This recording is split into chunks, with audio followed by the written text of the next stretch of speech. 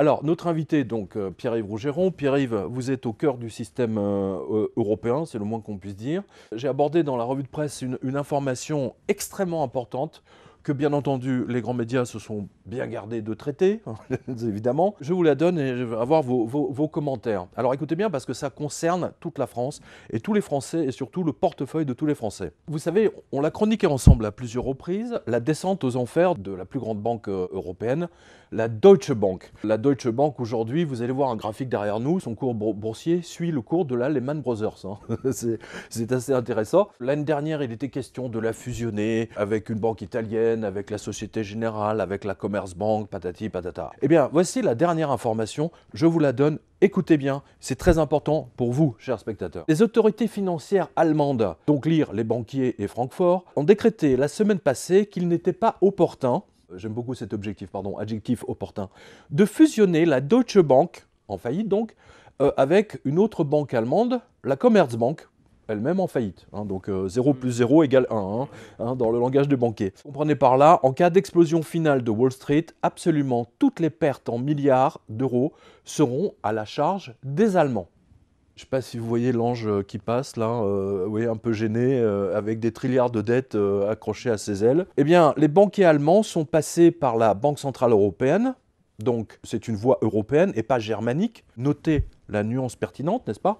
Pour lui faire dire que, je cite, la BCE est favorable à une fusion entre Deutsche Bank et une autre banque européenne. Traduction, en fusionnant la Deutsche Bank avec la BNP, par exemple, ou la Société Générale, oubliez les banques italiennes, on va y revenir, elles sont totalement en faillite, au point que ça ferait rire toute l'Europe et même jusqu'au Japon.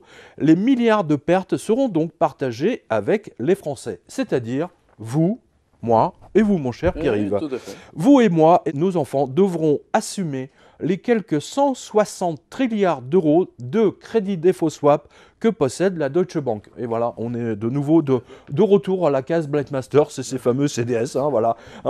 Ça nous poursuit. Les dettes. Un jour sans fin. Exactement, c'est vraiment le jour sans fin. Je vous donne juste, pour vous donner une petite idée, l'exposition en crédit défaut swap de la Deutsche Bank est l'équivalent de 2 fois son PIB. Le livre des crédits défaut swap est approximativement, je dis bien approximativement, 157 trilliards, pas milliards, trilliards, c'est-à-dire 157 000 milliards. Il dit en fait à peu près 2 fois le PIB du monde entier. C'est un danger absolument colossal pour l'ensemble du système financier. Mon cher Pierre-Yves, le seul client, on va dire, pour une fusion avec la Deutsche Bank en Europe, c'est la BNP. Est-ce que vous croyez que les autorités européennes pourront imposer ça à la France ? Sachant que M. Macron est un traître par définition au peuple français, il pourrait bien donner son aval en plus. Moi, c'est ça qui m'inquiète dans cette affaire. Alors, voilà, donc j'aimerais avoir vos commentaires. À quoi assiste-t-on? Bon, premièrement, que l'Allemagne se défausse de ses dettes, c'est une vieille histoire allemande. Je rappelle quand même que c'est un peuple qui a fait faillite plus ou moins infrauduleusement sur ses dettes 7 fois dans son histoire, là où nous n'avons fait, vous le savez, qu'une seule fois depuis la Révolution. Sur la même période, l'Allemagne l'a fait 7 fois. C'était 2 fois, moi, ou 3 fois. Non, une seule fois. Une seule fois. Or, le grand problème, l'affaire des assignats. La seule chose, c'est que ce que l'Allemagne a pu consentir pour elle-même à différentes reprises, par exemple, les Grecs n'y ont pas eu le droit, ils ont le droit au coup de pied et en pleine tronche, et à diviser le PIB par 2 et à envoyer 300 000 Grecs sur 10 millions d'habitants ailleurs. Mais l'Allemagne, très peu pour moi. Donc, refiler la patate chaude à quelqu'un d'autre, c'est quelque chose de très germanique.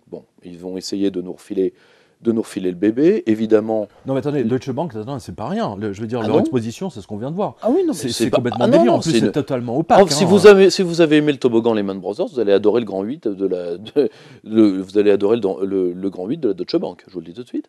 Comme disait l'économiste souverainiste italien Alberto Banai lors de la campagne de haine ethnique anti-italienne dans tous les journaux allemands, il avait fait une blague, il avait dit, vous savez, parce que un ministre allemand avait dit les Italiens sont ridicules et dangereux. Il avait répondu, vous savez, il existe 2 choses qui sont ridicules et dangereuses, les grandes chaussettes dans les sockets et la Deutsche Bank. Moralité, les 2 sont allemands. Donc, aujourd'hui, il n'y a que les Français, au nom de l'idéologie européenne, pour avaler une couleuvre aussi grosse. Donc, ils vont tout faire pour. Et aussi, ça va avoir une autre utilité pour la Commission. On est d'accord que quand vous faites soi-disant des champions européens, c'est-à-dire juste avant quand ils marchent, de les brader aux Américains ou alors de les laisser crever. L'avantage, c'est que, évidemment, la logique des champions européens paralyse les pays qui voudraient, par exemple, s'affranchir du carcan européen parce qu'ils se disent qu'est-ce qu'on va faire de ma partie de cette entreprise, est-ce que je vais la récupérer, etc. Point 1. L'avantage de faire cette logique-là dans le secteur bancaire, c'est que l'une des menaces que la France, comme l'Italie d'ailleurs, mais que la France en tout cas, pourrait faire jouer contre l'Union européenne dans le cadre d'un affrontement de guerre économique, dans le cadre par exemple d'un Frexit, c'est que nous utilisions nos banques systémiques, parce que si la France le veut, le système économique mondial est par terre. Si l'Allemagne le veut, par exemple aussi. Mais si l'Allemagne le veut. Donc si vous voulez, c'est ce qu'on appelle, vous savez, la roulette mexicaine. Chacun menace l'autre avec un flingue, et comme ça, on va faire baisser la tension. C'est Pablo Escobar bancaire. Tout le système eurocratique est un système symbiotique, c'est-à-dire qu'il vit au détriment de corps sains, et il entend aujourd'hui, pour sa propre survie, les pourrir. Point. Je dis à tous ceux qui sont à la BNP, qui nous regardent, vous avez intérêt à vous mobiliser contre cette fusion. Parce que, franchement, je ne vois pas d'autres banques qui seraient, avec laquelle on pourrait fusionner. Éventuellement, la Montepaschi, mais bon. Non, mais par contre... Ça sent le meurtre, là. Non, mais par contre, ça veut dire quand même qu'il y a... Parce que il y a des salariés, il y a également un corps d'actionnaires à la BNP qui vont être flousés. Ça, c'est très clair, en tout cas particulièrement les petits et moyens actionnaires. La BNP, il faut quand même bien voir ce que c'est les banques françaises BNP ou Crédit Agricole. Ce sont par exemple des propriétaires fonciers énormes, etc. Donc si vous voulez, les répercussions dans les territoires périphériques, les répercussions jusque dans la France profonde vont être terribles quand tout ça va se casser la gueule. Ce qui est intéressant ici, c'est effectivement que les Allemands ne veulent surtout pas fusionner avec la Commerzbank parce qu'ils veulent nous faire porter le chapeau de la moitié de la dette et des engagements en crédit défaut swap de la Deutsche Bank, ce que je trouve extraordinairement grave.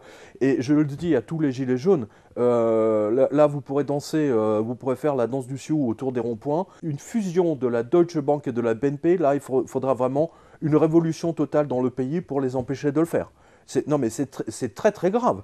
Là je vous invite à suivre ce dossier de très très près. Je vous crache dessus, mais voilà, ça se joue entre vous et moi, qu'ils viennent me chercher. Et ce peuple luthérien qui a vécu les transformations des dernières décennies n'est pas exactement le Gaulois réfractaire au changement, mais encore que. Depuis un an, il n'y a eu qui que ce soit protégé ou soustrait aux règles, aux droits de la République. Car c'est ce que nos concitoyens attendent de nous. Et s'ils cherchent un responsable, dites-leur chaque jour, vous l'avez devant vous. Le seul responsable de cette affaire, c'est moi.